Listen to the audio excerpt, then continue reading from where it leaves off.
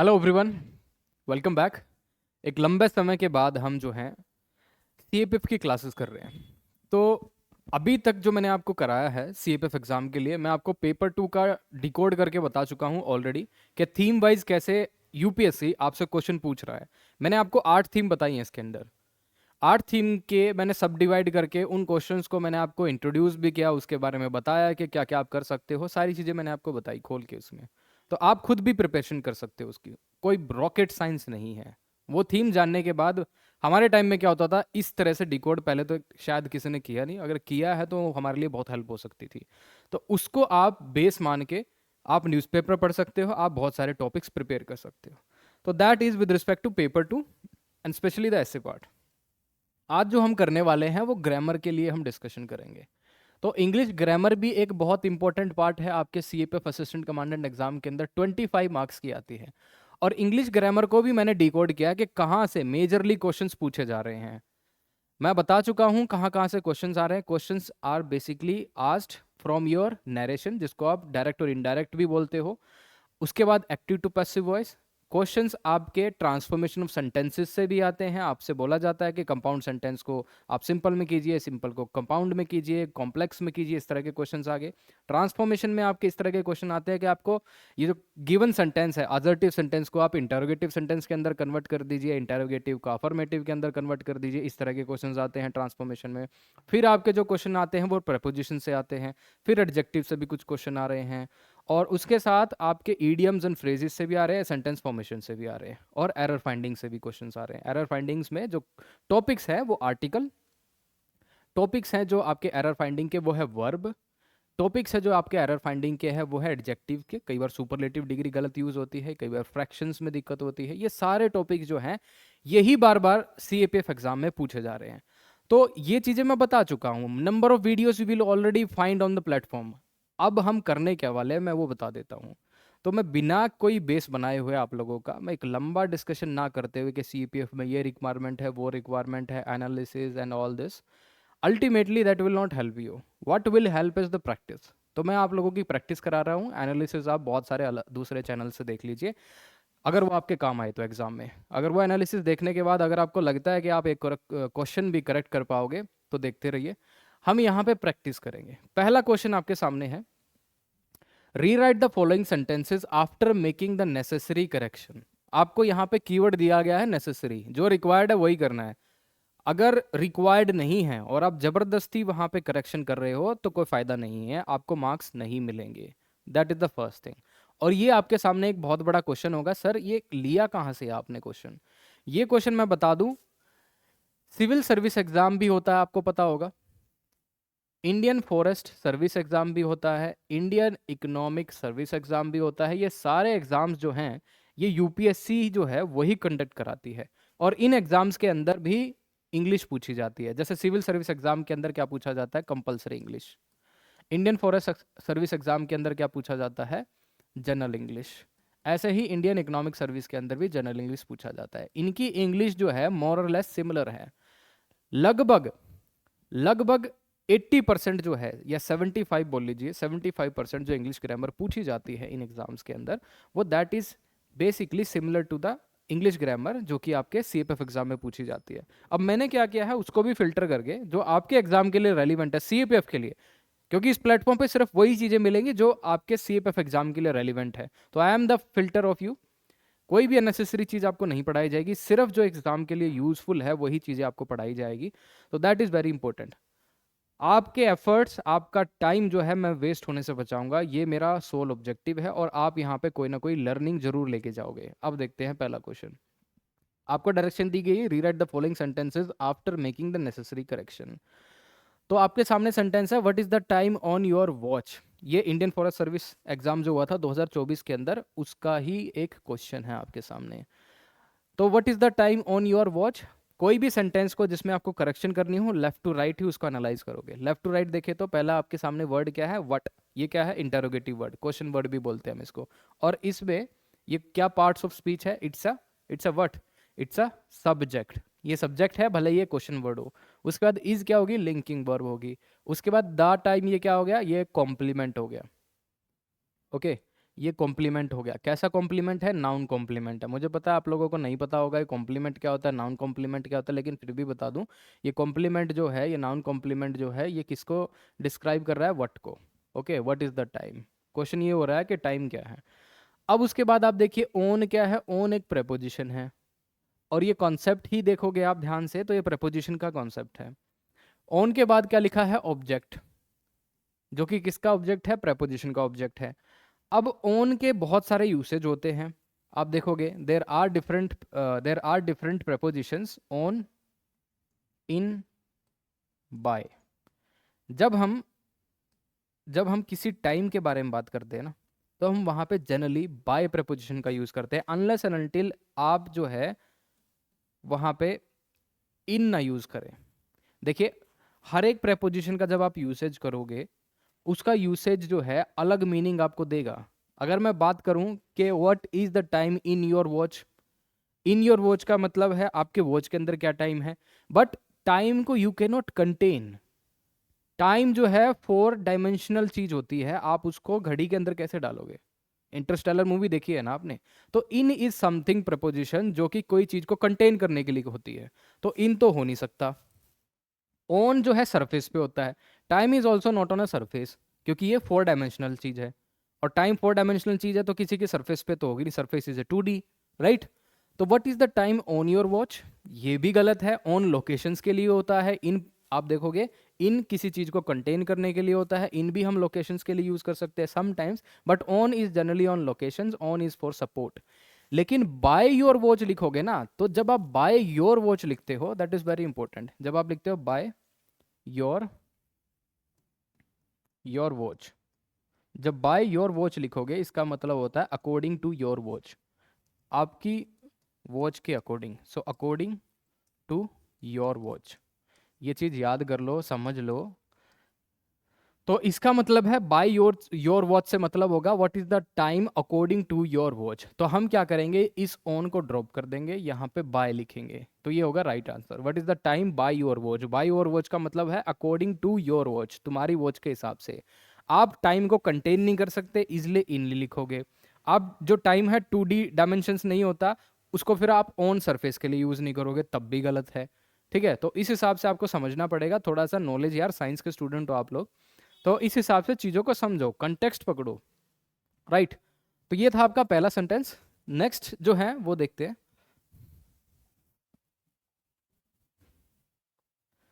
Next question है, Sam and me completed our graduation in 2020। Time क्या दिया हुआ आपको? 2020। तो ये टाइम है, टाइम कैसा है? पास्ट का। जब आपको टाइम पास्ट का दिया हुआ है, तो जाहिर सी बात है आपका टेंस कैसा होगा? पास्ट का। तो आपने टेंस यूज किया है, वह कंप्लीटेड, वर्ब की सेकंड फॉर्म। ठीक है, यहाँ तक क्वेश्चन ठीक है। उसके बाद देखिए, आपको सब्जेक्ट क्या दिया हुआ है इसमें? Sam, that is subject.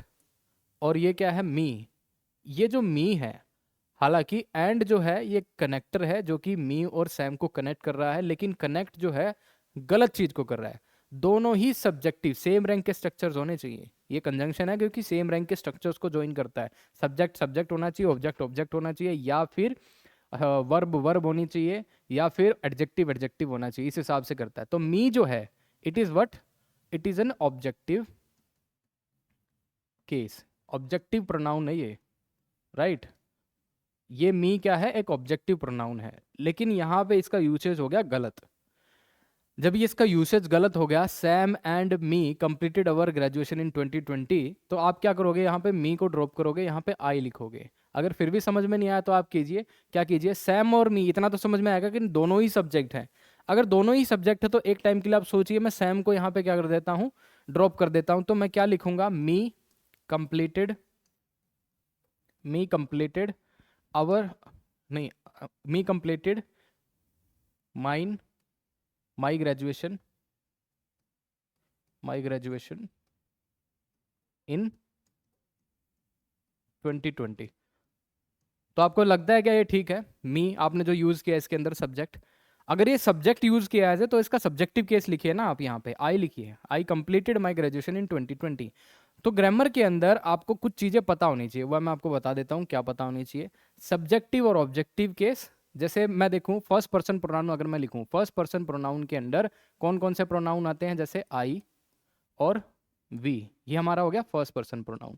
Second person pronoun क्या होता है, you. Okay, third person pronoun देखोगे कौन कौन होते हैं, ही, शी, ही, शी, इट, दे, ये आपके थर्ड पर्सन प्रोनाउन होंगे। और ये क्या है, इसके सब्जेक्टिव केस है, ध्यान से सुनो, सब्जेक्टिव केस है, सब्जेक्टिव प्रोनाउन। इसी का अगर मुझे ऑब्जेक्टिव प्रोनाउन लिखना होगा तो कैसे लिखूंगा,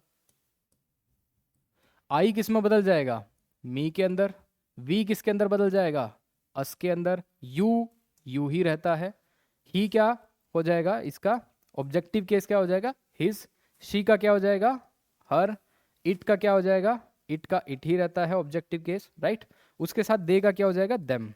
इतना समझ में आया, ठीक है। अब इसके साथ देखिए, मैंने यहाँ तक तो सब्जेक्टिव केस लिख दिया इन प्रोनाउंस का, और इसका ऑब्जेक्टिव प्रोनाउंस यहाँ पे लिख दिया। इसके बाद आप देखिए जो बहुत इंपॉर्टेंट चीज है वो है एडजेक्टिव। ओके, जिसको हम बोलते हैं ऑब्जेक्टिव एडजेक्टिव, या फिर हम इसको बोल देते हैं डिटर्मिनर्स भी बोल देते हैं, ठीक है। तो ये क्या हो गए, पॉजेसिव केस के एडजेक्टिव।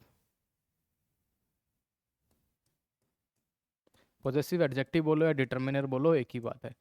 तो आई मी, इसका डिटर्मिनर क्या बनेगा, आई और मी, इसका डिटर्मिनर क्या बनेगा, बहुत इंपॉर्टेंट है, यहां से आपको बहुत सारी चीजें सीखनी है। तो इसका पॉजेसिव एडजेक्टिव क्या बनेगा, डिटर्मिनर क्या बनेगा, जैसे आई का ऑब्जेक्टिव केस होता है मी, और इसका क्या हो जाएगा possessive case my, possessive adjective. We का अस होता है ऑब्जेक्टिव केस, और इसका पॉजेसिव एडजेक्टिव क्या हो जाएगा, आवर, ठीक है। तो इंपॉर्टेंट है, इसको देख लो ध्यान से। यू का यू ही रहता है ऑब्जेक्टिव केस, और पॉजेसिव एडजेक्टिव इसका क्या बनेगा, योर, ठीक है। उसके बाद ही का ऑब्जेक्टिव केस हिज नहीं होता, हिम होता है, यहाँ पे मुझे माफ कीजिएगा थोड़ा, तो ही का हिम होता है। उसके बाद इसका पॉजेसिव एडजेक्टिव केस क्या होता है, हिज। उसके साथ शी का आप देखोगे ऑब्जेक्टिव केस हर होता है, और इसका अगर आप देखोगे पॉजेसिव एडजेक्टिव केस भी क्या ही होगा, इसका हर ही होगा, ठीक है। उसके साथ देखिए इट का इट्स होता है, यहाँ पे हर्स हो जाएगा I think possessive adjective case, और यहाँ पे इट का इट्स हो जाएगा। उसके साथ दे का दैम हो जाएगा, फिर इसका पॉजेसिव एडजेक्टिव केस क्या होगा, देयर। ओके, अब इसके साथ आपको ये चीजें समझ में आ गई। अगर मुझे इसका यहां तक लिखना हो पॉजेसिव एडजेक्टिव केस तो मैंने आपको लिख दिया, अगर मुझे इसका पॉजेसिव प्रोनाउन भी लिखना हो तो क्या होगा, अगर मुझे एडजेक्टिव ना यूज करके मुझे प्रोनाउन ही यूज करना हो तो क्या होगा, आई मी माई, और पॉजेसिव प्रोनाउन इसका क्या होगा, आई का माइन, ठीक है, ये क्या होगा, माइन। उसके साथ वी, अस, आवर, और पॉजेसिव प्रोनाउन क्या यूज करना पड़ेगा मुझे, इसका आवर्स, ठीक है। अब यहाँ पे आप देखोगे यू, योर, और पॉजेसिव प्रोनाउन क्या यूज करना पड़ेगा, इसका योर्स। ही, हिम, हिज, और इसके साथ यहाँ पे इसका पॉजेसिव प्रोनाउन क्या होगा, अगेन बताइए मुझे, इसका पॉजेसिव प्रोनाउन हिज ही होगा। और ऐसे ही शी, हर और हर्स, ये जो लिखा है यहाँ पे, इसमें भी एक छोटी सी गलती हो गई है कि यहाँ पे ये हर्स नहीं होता, ये सिर्फ हर होता है, और इसका पॉजेसिव प्रोनाउन क्या हो जाएगा, हर्स, राइट। और इसके साथ इट, इट्स, और यहाँ पे इसका कोई पॉजेसिव प्रोनाउन नहीं होता, एंड दे, देम, देयर, और यहाँ पे क्या होगा, इसका possessive pronoun theirs, THEIRS, right. तो ये सारे डिफरेंसेस है इसके बीच में, राइट। अगर आपको ये चीज़ें समझ में आ गई तो अच्छा है, नहीं समझ में आएगी तो इसको समझो, क्योंकि आपके एग्जाम में ये बार बार पूछा जा रहा है। आपके सामने क्वेश्चन था, Sam and me completed our graduation in 2020। तो मैंने आपको बताया कि यहाँ पे जो सब्जेक्ट है सैम, ये सब्जेक्ट जो है इसका यहाँ पे सब्जेक्टिव केस लिखा है, लेकिन ये जो सब्जेक्ट है इसका सब्जेक्टिव केस नहीं है, ये ऑब्जेक्टिव केस आपने लिखा, ये गलत है, राइट। तो मी का आपको सब्जेक्टिव केस लिखना पड़ेगा आई, तब ये ठीक हो जाएगा, राइट। नेक्स्ट क्वेश्चन देखते हैं। आई am preparing for competitive examination for the last 3 years. आपके सामने एक क्वेश्चन है, आप भी इस एग्जाम के लिए लंबे समय से तैयारी कर रहे होगे, 2 साल 3 साल, कई तो इसको 5-5 साल तक देते हैं, राइट। तो 5 साल में कई बार सफलता मिलती है। तो I am preparing for competitive exam for the last 3 years, left to right analyze कीजिएगा। आई क्या है सब्जेक्ट, एम क्या है ऑक्सिलरी वर्ब, प्रिपेयरिंग क्या है मेन वर्ब, एम क्या है यहाँ पे ऑक्सिलरी वर्ब जिसको हम क्या बोल सकते हैं हेल्पिंग वर्ब भी बोल सकते हैं, लेकिन आप इसको ऑक्सिलरी वर्ब बोलिए। प्रिपेयरिंग क्या है मेन वर्ब हो गया। फोर क्या हो गया आपका प्रेपोजिशन हो गया। प्रेपोजिशन के बाद कोई ऑब्जेक्ट लिखते हैं, कॉम्पिटिटिव एग्जामिनेशंस क्या हो गया इस प्रेपोजिशन का ऑब्जेक्ट हो गया। उसके बाद फोर एक और प्रेपोजिशन है, और उसके बाद आपने लिखा the last 3 years. Last 3 years क्या है, ये टाइम है, ये टाइम है और एक ड्यूरेशन है, 3 साल की एक ड्यूरेशन है। जब कोई ड्यूरेशन की बात हो, और हमने वर्ब जब पढ़ा था, जब हमने टेंस पढ़ा था, मैंने आपको बहुत सारी वीडियोस ऑलरेडी अपलोड की हुई हैं, तो लेक्चर टेंस देखिएगा, कुछ 10-15 वीडियो पहले ही आपको मिल जाएगा, जिसमें टेंस में मैंने बताया है कि अगर आपको ड्यूरेशन दी हो, टाइम की ड्यूरेशन दी हो, और आपको पता हो एक्शन कब स्टार्ट हुआ था और अभी तक अगर एक्टिव है, तो आप उसको प्रेजेंट कॉन्टिन्यूस टेंस के अंदर लिखेंगे, राइट। ये बहुत इंपॉर्टेंट है। तो आप क्या कीजिए, ये जो प्रेजेंट कॉन्टिन्यूस टेंस है, इसको आप प्रेजेंट परफेक्ट कॉन्टिन्यूस टेंस के अंदर चेंज कीजिए। तो आप इसको लिखोगे I have been preparing. Okay, तो ये आपका आंसर क्या हो जाएगा, correct. So I have been preparing for competitive examination for the last 3 years. Next question देखते हैं। I even do not have a pink dress. I subject हो गया, even क्या होगी एडवर्ब। ये तो आपको समझ में आता होगा कि even क्या है एडवर्ब है। I सब्जेक्ट है, even एडवर्ब है। उसके बाद डोंट क्या है, देखिए डू इसके अंदर क्या है, वो आपकी ऑक्सिलरी वर्ब है। नोट क्या है, ये एडवर्ब ऑफ नेगेशन है, जो कि किसी चीज को क्या करने के लिए काम आता है, नेगेट करने के लिए। कोई भी चीज को नेगेट करने के लिए हम नोट का यूज करते हैं। उसके बाद हैव क्या है आपकी मेन वर्ब, ओके। और ए पिंक ड्रेस क्या होगी, ऑब्जेक्ट हो गया हैव वर्ब का। मेरे पास क्या नहीं है, एक पिंक ड्रेस नहीं है, तो हैव जो वर्ब होती है पोजेशन दिखाने के लिए होती है। Okay, I do not have a pink dress, तो आपके पास किसका पोजेशन नहीं है, पिंक ड्रेस का नहीं है। तो इसके अंदर गलती क्या होगी, इसके अंदर जो गलती है वो एडवर्ब की जो पोजीशन है वो सही यूज नहीं हुआ है। एडवर्ब की जो पोजीशन अगर आप देखोगे वो ऑक्सिलरी वर्ब से पहले लिखी है, लेकिन जनरली हम क्या करते हैं, एडवर्ब की पोजीशन अगर सेंटेंस के अंदर एक हेल्पिंग वर्ब है और दूसरी मेन वर्ब है, ठीक है, सेंटेंस के अंदर एक हेल्पिंग वर्ब है और दूसरी मेन वर्ब है, तो जो एडवर्ब की पोजीशन होगी वो हेल्पिंग वर्ब और मेन वर्ब के बीच में होती है। ओके, वो हेल्पिंग वर्ब और मेन वर्ब के बीच में होती है। अगर सेंटेंस के अंदर अगर आप देखोगे सिर्फ एक ही मेन वर्ब है, तो जनरली एडवर्ब की जो पोजीशन होती है वो मेन वर्ब के बाद लिखी जाती है। अगर सेंटेंस के अंदर एक ही मेन वर्ब है सपोज, और वो बी की फॉर्म है, ठीक है, बी की फॉर्म है, अगर आपको बी की फॉर्म को एम्फसाइज करना है, या किसी भी एडवर्ब आप देखोगे वर्ब को एम्फसाइज करना है, तो उस केस में आप जो है एडवर्ब जो है उस पर्टिकुलर वर्ब से पहले लिख दोगे, ठीक है। तो इस केस में एम्फसिस की काम नहीं हो रहा है, एम्फसिस का काम है ही नहीं। इस केस के अंदर जब दो वर्ब है ऑक्सिलरी, एक ऑक्सिलरी वर्ब है एक मेन वर्ब है, तो एडवर्ब की पोजीशन इन दोनों के बीच में आएगी, ठीक है। तो आंसर क्या होगा, I don't even have a pink dress. तो डोंट के बाद आपको इवन लिखना पड़ेगा, तब ये क्या हो जाएगा, करेक्ट। नेक्स्ट देखते हैं, a pair of scissors are lying on the table. देखिए a pair of scissors are lying on the table. अब ये जो पेयर ऑफ सीजर्स है ना, ये बहुत इंटरेस्टिंग है, यहाँ पे इसको समझो। ग्रामर के अंदर कुछ ऐसे नाउन्स होते हैं, कंपाउंड नाउन्स होते हैं, जो कि दिखने में प्लूरल हैं लेकिन वैसे सिंगुलर होते हैं वो, या फिर वो ऑलवेज प्लूरल होते हैं, कई बार ये भी होता है। तो यहाँ पे जो सीजर्स लिखा है आपने, इस सीजर्स के लिए आप जो यहाँ पे वर्ब यूज कर बैठे हो वो वर्ब होगी प्लूरल, लेकिन सीजर्स प्लूरल नहीं है, यहाँ पे आपको सिंगुलर्स यूज करना पड़ेगा। हमेशा जो कैंची होती है उसको हम पेयर ऑफ सीजर्स ही बोलते हैं, ठीक है, क्योंकि उसके अंदर दो क्रॉस होते हैं ना। तो a pair of scissors is, यहाँ पे आप क्या लिखोगे, is lying on the table. तो ये क्वेश्चन किसका था, आपका नाउन का क्वेश्चन था, ये समझ में आ जाना चाहिए। पिछला क्वेश्चन किसका था, टेंस का था, वो भी आपके समझ में आना चाहिए। नेक्स्ट है she walked home by foot. Again preposition का क्वेश्चन है। शी हो गया सब्जेक्ट, वॉकड हो गया वर्ब की सेकंड फॉर्म, होम क्या हो गया आपका ऑब्जेक्ट वॉक वर्ब का, she walked home by foot. अब ध्यान से देखिए, बाय क्या होगी प्रेपोजिशन, और बाय प्रेपोजिशन है और उसके बाद आपने फुट लिखा है।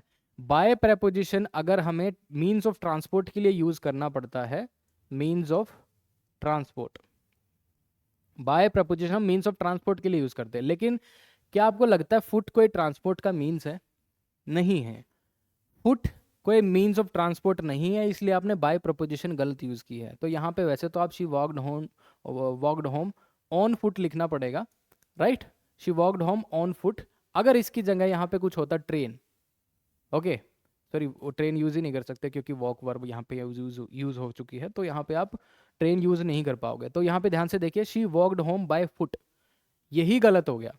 तो इसके कॉन्टेक्स्ट के हिसाब से हमें क्या करना पड़ेगा, यहाँ पे बाय प्रपोजिशन को ड्रॉप करना पड़ेगा और ऑन यूज़ करना पड़ेगा। समटाइम्स जब आप ट्रैवल करते हो, you travelled by what, by train, by car, तो बाय कार जो होता है वो ठीक है, बाय ट्रेन जो होता है वो बिल्कुल ठीक है, ठीक है। उसके साथ ही आप देखोगे, आप किसी चीज़ के ऊपर बैठे हो, जैसे cycle, you travelled on bike, तब भी ठीक है वहाँ पे, क्योंकि यू आर इन पोजिशन, या फिर ओवर बाइक, आप बाइक के ऊपर बैठे हो तो ऑन भी वहाँ पे यूज़ कर सकते हो, राइट। लेकिन इस केस के अंदर तो ये बिल्कुल ही गलत है, ऑन फुट नहीं होता, सॉरी बाय फुट नहीं होता, वहाँ पे ऑन फुट होता है। So she walked home on foot. तो मीन्स ऑफ ट्रांसपोर्ट के साथ आप बाय का यूज़ करते हो, और फुट होता है जो आप खुद ब खुद चल रहे हो, तो वहाँ पे ऑन प्रपोजिशन का यूज़ होता है, ठीक है। नेक्स्ट देखते हैं, आई am having 2 brothers and a sister.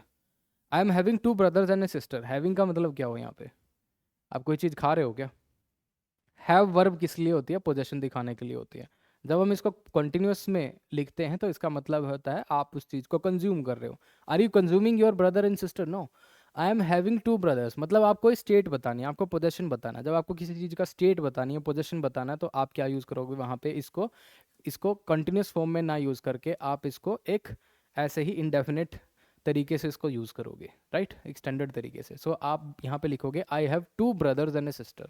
Am having नहीं लिखोगे, प्रेजेंट कॉन्टिन्यूस टेंस इसका नहीं लिख सकता। अगर आप खाना खा रहे हो, आई एम हैविंग डिनर, अगर वो जो पर्टिकुलर स्टेट है वो इनकम्प्लीट है, तब तो आप लिख सकते हो आई एम हैविंग डिनर। लेकिन अगर आपको लगता है कि आपके 2 भाई हैं और एक सिस्टर है, तो आपको स्टेट बतानी है, तो आप यहाँ पे क्या यूज़ करोगे, have. I have 2 brothers and a sister. तो ये हो गया। नेक्स्ट कॉन्सेप्ट देखते हैं, क्वेश्चन नंबर 8। क्वेश्चन है आपके सामने, डज सीता स्पीक्स इंग्लिश, और लास्ट में क्वेश्चन मार्क है। क्वेश्चन मार्क इसलिए है क्योंकि आपने यहाँ पे जो सब्जेक्ट यूज़ किया है, सब्जेक्ट से पहले आपने कोई हेल्पिंग वर्ब का यूज़ कर लिया है। उसके बाद आप देखोगे ये है आपकी मेन वर्ब, जो कि किस फॉर्म में है, बेस फॉर्म के अंदर होनी चाहिए, क्योंकि डू, डज और डिड, डू डज और डिड के साथ कौन सी फॉर्म आती है वर्ब की, बेस फॉर्म। क्या आपको लगता है स्पीक्स बेस फॉर्म है? नहीं, ये आपकी वर्ब की फर्स्ट फॉर्म है, और इसके अंदर आपने एस और ई एस का भी यूज़ किया है। यहाँ पे आपने इसको एस लगाया है विद रिस्पेक्ट टू सीता, क्योंकि सीता सिंगुलर सब्जेक्ट है, सिंगुलर वर्ब का यूज़ किया है। लेकिन डज जो है हेल्पिंग वर्ब है, और इसके साथ जो मेन वर्ब लिखोगे वो हमेशा बेस फॉर्म के अंदर आएगी। तो आप यहाँ पे जो स्पीक्स लिखा है, इसको ड्रॉप करके खाली स्पीक लिखोगे, इसमें से आप एस हटा दोगे, ठीक है। नेक्स्ट देखते हैं,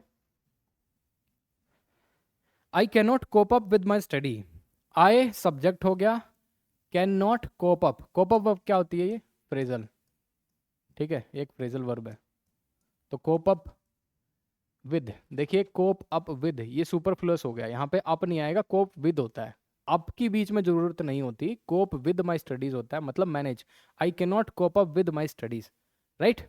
तो इसमें आप क्या करोगे, अप को ड्रॉप कर दोगे। सीडीएस में बहुत बार क्वेश्चन ये पूछा जाता है, कोप अप विद या फिर कोप अप। कोप अप का मीनिंग थोड़ा अलग होता है, विद जब कोप विद के साथ लगता है तो उसका मीनिंग अलग होता है। तो आपका सही आंसर क्या होगा, आप अप को ड्रॉप कर दोगे और कोप विद को यूज करोगे, right, cope with, right, this is the right answer. Second last, okay, so the last one is please revert back as soon as possible. Left to right analyze कीजिए, please revert, यहाँ पर revert आपकी क्या होगी, एक हिसाब से verb होगी। बैक जो है और रिवर्ट जो है, दोनों का मतलब एक ही होता है, तो यहाँ पे आप देखोगे सुपरफ्लुअस, यहाँ पे सुपरफ्लुअस मीनिंग आ रहा है, जो कि जरूरत नहीं है। रिवर्ट और बैक का एक ही मीनिंग होता है, एज सुन एज पॉसिबल, ये आपके एडवर्ब दे दी, as soon as possible, please revert back as soon as possible. तो आपके सामने 2 ऑप्शन हैं, या तो आप बैक को ड्रॉप कीजिए, please revert as soon as possible, लेकिन हम जनरली कम्युनिकेशंस के लिए हम रिप्लाई का यूज करते हैं, हम ये लिखते हैं please reply as soon as possible. तो हम क्या कर सकते हैं, या तो बैक को ड्रॉप कर देंगे, बिल्कुल सही है। अगर हम चाहे तो रिवर्ट बैक दोनों को ही ड्रॉप कर सकते हैं और हम यहाँ पर रिप्लाई लिख सकते हैं, क्योंकि कम्युनिकेशंस में हम रिप्लाई का यूज़ करते हैं जनरली, राइट, ऑफिशियल कम्युनिकेशंस के अंदर। So please reply as soon as possible या फिर please revert as soon as possible, right. तो इसके साथ ही बहुत important news, that is grammar 4.0 course is there. अगर आप सी के लिए प्रिपेयर करना चाहते हो तो इससे बेस्ट कोर्स आपको नहीं मिल सकता। I have given you a detail. This particular course is specifically designed and crafted according और for the needs of C exam. अगर सी एग्जाम को आपको क्वालिफाई करना है, this particular course would definitely help you. इसी हिसाब से designed है, क्योंकि बहुत सारी चीज़ें जो सीडीएस एग्जाम में होती हैं शायद यहाँ पे नहीं पूछी जाए, जो सीजल एग्जाम में होते हैं यहाँ नहीं पूछी जाए। ये डिस्क्रिप्टिव है, this particular exam is descriptive nature. यहाँ पे आपको इंग्लिश भी डिस्क्रिप्टिव आती है, कोई ऑब्जेक्टिव तो आती नहीं है, 4 ऑप्शंस तो नहीं दिए जाते, तो पढ़ाने का तरीका भी वही है और पढ़ाने का तरीका भी वही है, क्वेश्चंस भी वही है। जो एजेंसी पर्टिकुलर जो इसको ये क्वेश्चंस बनाती है डिफरेंट डिफरेंट एग्जाम्स में, वही क्वेश्चन सोल्व करते हैं। तो मुझे लगता है this course would be really helpful for you. बहुत आपको फ़ायदा मिलेगा इसके अंदर। इसके अंदर डिफरेंट डिफरेंट पीडीएफ्स है, हर एक मॉड्यूल को इसमें टारगेट किया गया है। जैसे आज का भी आप देखोगे, इसके अंदर there are numbers of questions जो कि हमने डिस्कस किए हैं, with full explanation you will get it there. Okay, so Indian forest service 2024 के क्वेश्चंस थे जो कि हम ऑलरेडी डिस्कस कर चुके हैं। That's all. जल्दी मिलते हैं नेक्स्ट वीडियो के अंदर। शायद इंडियन फॉरेस्ट सर्विस 2023 को डिस्कस करें या फिर इंडियन इकोनॉमिक सर्विस को। कमेंट में आप बता देना जो चीज़ आप डिस्कस करना चाहते हो। अगर आपका इसके अंदर मुझे दिखेगा कि इंटरेस्ट है, बहुत सारी चीज़ें इसके अंदर मैं डिस्कस करूँगा, राइट।